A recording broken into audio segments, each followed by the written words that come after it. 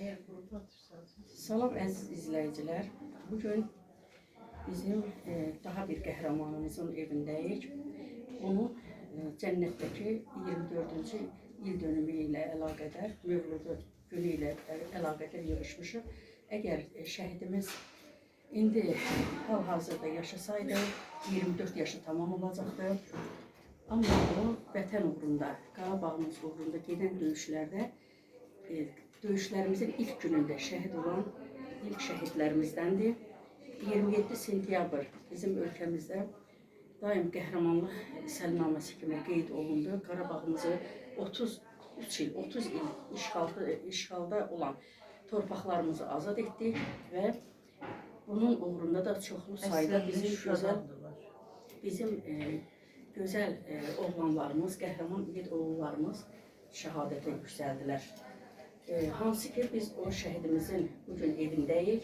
Allah ver deyib, Allah verdi Əlioğlunun evindəyik və onun cənnətdəki 24-cü Mövlud günü ilə əlaqədar gəlmişik. O özü də əslən Şuşadandır. Öz torpağı uğrunda, öz Qarabağı uğrunda canından keçdi. Hansı ki o heç o torpaqları görməmişdir. Cəmi şəhidlərimizin məkanı cənnət, məqamı ucaq olsun. İndi biz gəlmişik ananı, atanı, onun ailəsini yad edəcəyik. Biz vətənsevənlər olaraq, vətənsevən ictimai birliyi, vətənsevənlər ictimai birliyi olaraq hər zaman şəhid ailələrinin yanında olmağı, onların ailələrinin yanında olmağı özümüzə borc bilirik. Allah cəmi şəhidlərimizin məkanın cənnət, məqamı ucaq eləsin, cəmi şəhid. Ruhları qarşısında hər zaman baş əyirik. Yaşasın Azərbaycanımız, Qarabağımız yaşasın. İndi anamız ilk öncə buradan başladıq. Biz gəldik, çəkiliş elədik bir balaca bulaq başında. Yəqin ki, indi yenə də bulağı da ziyarət eləyəcəyik və onun məzarını ziyarət eləyəcəyik. Onun məzarı Buzovna Şəhidlər Xiyabanında yerləşir. Bir çox şəhidlərimizlə, Xəzər rayonu Buzovna şəhidləri ilə, qardaşları ilə, cənnət qardaşları ilə bir yerdə o şəhadətə uyuyur. Vətən sağ olsun. Anaya bir balaca söz verək ki, ilk öncə danışsın, sonra da ziyarətimizi davam elətdirək.